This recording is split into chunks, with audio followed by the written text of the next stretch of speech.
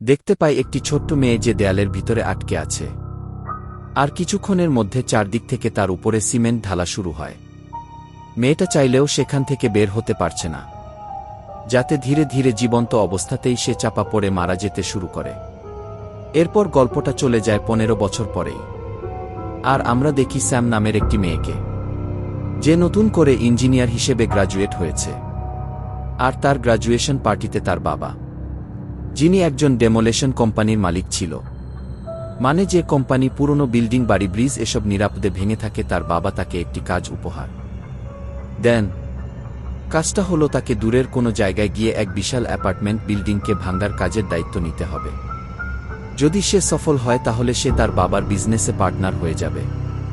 শ্যাম সেখানে পৌঁছে জানতে পারে এই বিল্ডিংটি তৈরি করেছিলেন জোসেফ মালেসক্রাজা নামের একজন লোক, যে অদ্ভুত ডিজাইনের আর্কিটেক্ট ছিলেন, যিনি প্রাচীন মিশরের বিখ্যাত বিল্ডিং নিয়ে খুবই আগ্রহী ছিলেন। বিল্ডিং এ পৌঁছানোর পর সে কেয়ারটেকার মেরিয়ারের সাথে দেখা করে। তিনি তার ছেলে জিমিকে নিয়ে সেখানে থাকেন। জিমি একটু একা স্বভাবের আর অদ্ভুত আচরণ করে। শ্যাম সিদ্ধান্ত নেয় যে সে এই বিল্ডিং এর এক অ্যাপার্টমেন্টে থাকবে। জিমি তাকে কিছু নিয়ম বলে দেয়, যেমন আটলায় যাওয়া যাবে না এবং ছাদে ওঠাও নিষেধ। শ্যাম যখন তার রুমে যাচ্ছিল তখন সে একটি দরজায় জুলিয়া নামে লেখা দেখতে পায়। শ্যাম জিজ্ঞেস করে এই বিল্ডিং এখন কতজন লোক আছে। মেরি তাকে জানায় পুরো বিল্ডিং এখন মাত্র 4 জন মানুষ আছে, ম্যারি আর জিমি, আর বাকি 2 জন ভাড়াটে, যারা এখন এখান থেকে যেতে রাজি হয়নি। পরদিন শ্যাম তার কাজ শুরু করে এবং বিল্ডিং এর স্ট্রাকচার পরীক্ষা করতে থাকে, যাতে সে বুঝতে পারে বিল্ডিং এ ধ্বংস করতে কতটা বিস্ফোরক পদার্থের প্রয়োজন। এরই মাঝে সে একটা মিনি মার্কেটে খাবার আনতে গিয়ে বিল্ডিং এর অতীত সম্পর্কে খোঁজ করে। আর কম্পিউটারে ব্রাউজ করে সে জানতে পারে 1993 সালের দিকে এই বিল্ডিং অনেক মানুষ নিখোঁজ হয়েছিল। আর পরে তাদের মৃতদের দেয়ালের ভিতরে পাওয়া যায় এবং মোট 16 জন মানুষকে জীবন্ত অবস্থায় কংক্রিট দিয়ে ঢেকে হত্যা করা হয়েছিল। আর সবচেয়ে অবাকর বিষয় হল, সে মৃতদের মধ্যে আর্কিটেক্ট জোসেফ মালেসক্রাজা নিজেও ছিল বলে মনে করা হয়েছে। তবে আসল খুনিকে তা কখনোই জানা যায়নি। শ্যাম আবার বিল্ডিং এ ফিরে এসে কাজ শুরু করে, কিন্তু হঠাৎ একজন লোক কুড়ালে তার দিকে দৌড়ে আসে। পরে জানা যায় যে সে একজন ভাড়াটে, যে এই বিল্ডিং ভাঙ্গার ব্যাপার নিয়ে একদমই খুশি ছিল না। রাতে জিমি গোপনে স্যামকে আটলাতে নিয়ে আসে। সেখানে সে তাকে দেয়াল দেখায় যেখানে মালেসক্রাজার দেহ পাওয়া গিয়েছিল। তার মুখ এতটাই নষ্ট হয়ে গিয়েছিল যে তাকে চেনা যায়নি। জিমি আরও জানায় 16 জন ভিকটিমের মধ্যেও জুলিয়া নামের একটা মেয়েও ছিল, যাকে আমরা কিনা শুরুতেই দেখেছিলাম। আর সেই জুলিয়াই সেই রুমে থাকত, যেটা শ্যাম আগে দেখেছিল। জিমি বলে তার নিজের বাবা সেই ভিকটিমদের মধ্যে একজন ছিল, যার সে তাকে সেই দেয়ালকে দেখায় যেখানে তার বাবাকে পাওয়া গিয়েছিল।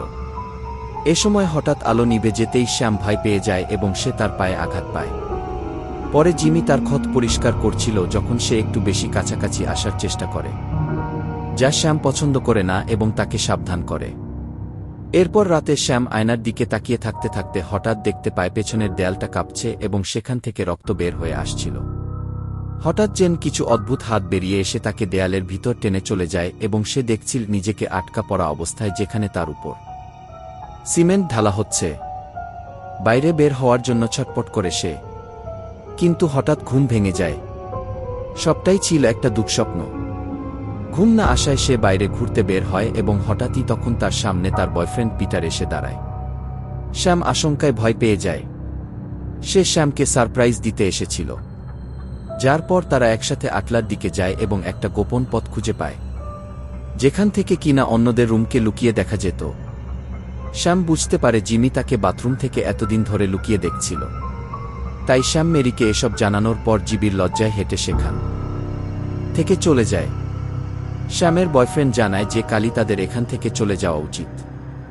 শ্যাম মেনে নেয় এবং তারা দুজনে সেই রাতে একসাথে সময় কাটায়, যাতে জিমির এসব সহ্য হচ্ছিল না। পরের দিন শ্যাম অ্যাপার্টমেন্ট ছাড়ার জন্য নিজের কাপড় প্যাক করে এবং এই বিল্ডিংকে ভাঙার জন্য কতটা বিস্ফোরক পদার্থ লাগবে তার একটা ইবোর্ডও তৈরি করে। সে যাওয়ার আগে জিমি তার এমন জাসুচি করার জন্য ক্ষমা চায় এবং তারপর শ্যামকে একটা উপহার দেয়। সে শ্যামকে বিল্ডিং এর আর্কিটেক্ট মালেসক্রাজার একটা ডায়েরি দেয়।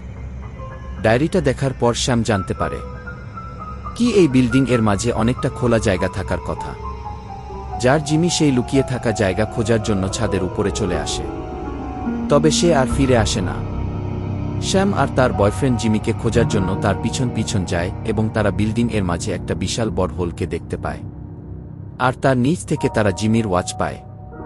সে বলছিল তার পায়ে খুব ব্যথা। শ্যাম তার বয়ফ্রেন্ডকে দড়ির সাহায্যে গর্তে নিচে নামাতে বলে। প্রথমে সবকিছু ঠিকঠাকই ছিল, তবে হঠাৎই কেউ সে পিটারকে ঢালো লোহার গুলি দিয়ে মেরে দেয়। আর সে রক্তে মাখামাখি হয়ে শ্যামের সামনে মারা যায়।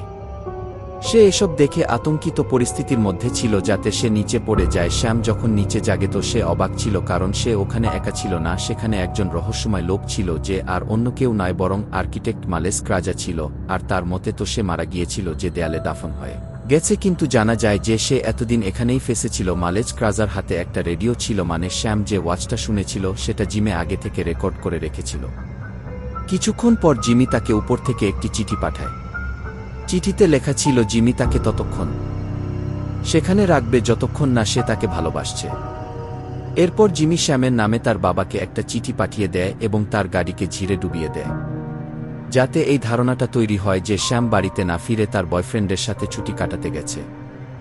এদিক শখের মধ্যেই আবার মালেজক্রাজা তাকে চমকে দেওয়ার মতো বিষয় জানায়।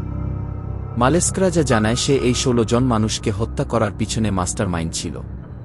তার মতে প্রাচীন মিশরের এই বিশাল উঁচু ইমারত বানানোর সময় তারা এক উৎসব করত যাতে জীবন্ত মানুষদের দেয়ালের ভিতর দাফন করা হতো। আর সেও চেয়েছিল তার এই নির্মাণটি যেন চিরস্থায়ী হয়ে থাকে, যার জন্য সে মানুষের জীবন্ত দাফন দিয়ে দেয়। আর মেরি তার স্বামীর মৃত্যুর প্রতিশোধ নিতেই তাকে এখানে বন্দী করে রেখেছিল এবং সবাইকে ভুল বোঝায় যে সে মারা গেছে। এরপর জিমি সেখানে আসে এবং নিচেটা টেপকে পাঠায়, যেটা মালেজ কাজা চালাতে জিমি চেয়েছিল। তারা দুজন না চুপ। মালেজ কাজ তাকে জানায় তাদেরকে জিমির আদেশ পালন করতে হবে, আর তার আদেশ না মানলে সে খারাপ হবে, যেটা তাদের জন্য ভালো হবে না।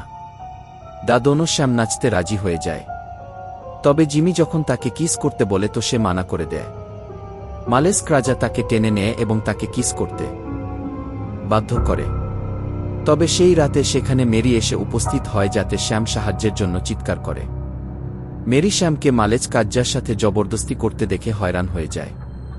মেরি রেগে গিয়ে বলে যে এই জায়গা শুধু মালেজ কাজ্জার জন্য ছিল, অন্য কারোর জন্য নয়। সে এখন ভেবে নেয় শ্যামকে এখানে থাকতে হবে, না হলে সে সমস্ত ঘটনাগুলো পুলিশকে জানিয়ে দেবে। অন্যদিকে দুপুর টাইমে শ্যামের পিতা তার টিম সদস্য সে অ্যাপার্টমেন্টে চলে আসে এবং তারা সকলে টিএনটি বিস্ফোরক সেট করতে শুরু করে। এদিকে মালেজ কাজা শ্যামকে জানায় যদি এই বিল্ডিং ধ্বংস হওয়ার আগেই কাউকে শের বাড়ির জন্য দাফন করা হয় তো এটা নষ্ট হবে না। তাই সে নিজের অ্যাপার্টমেন্টকে বাঁচাতে নিজেকে বলে দেওয়ার সিদ্ধান্ত নেয় এবং শ্যামকে বলে তাকে মেরে ফেলার জন্য। সে তাকে রাগানোর চেষ্টা করে যাতে সে তাকে মেরে দেয় এবং শেষ পর্যায়ে তাকে মারার জন্য ধন্যবাদ জানায় এবং চারদিক থেকে সিমেন্ট ভরে গিয়ে সে মারা যায়। এদিকে বিল্ডিং এর বাইরে মেরিয়া তার ছেলেকে শান্ত দেখা যায়, কারণ বিল্ডিংটাকে উড়ানোর কাজ শুরু হয়ে গিয়েছিল। যেই উল্টো গুনাহ শুরু হয় তো জিমি তার মনটাকে পাল্টে নেয়। সে চিৎকার করে শ্যামের নাম ধরে ইমারতের দিকে ছুটে যায়, যাতে শ্যামের পিতা তৎক্ষণাৎ তাদের সবকিছু অফ করতে বলে। সবাই শ্যামের কাছে পৌঁছানোর পর তার বাবা তাকে জিজ্ঞেস করে যে সে কি করেছে, তার এমন অবস্থা কেন। যদি সেখান থেকে শ্যামকে বের করা হয় এবং অ্যাম্বুলেন্সে রাখা হয়, মেরিকে গ্রেপ্তার করে নেওয়া হয়েছিল। মুভি শেষে শ্যাম জানায় যে মালেজ কাজ 27টি বিল্ডিং বানিয়েছে, যেগুলো এখনও ঠিকঠাক। সেই বিল্ডিংটাকে স্মৃতি হিসেবে রেখে দিতে চেয়েছিল, আর এর জন্য বিল্ডিংটাকে ভাঙা হয় না এবং মুভিটা এখানে শেষ হয়। পরবর্তী ভিডিও দেখার জন্য চ্যানেলটি অবশ্যই সাবস্ক্রাইব করবেন এবং পাশে থাকা বেল আইকন বাটনটি প্রেস করবেন, যেন সবার আগে ভিডিওটি আপনার কাছে পৌঁছে যায়।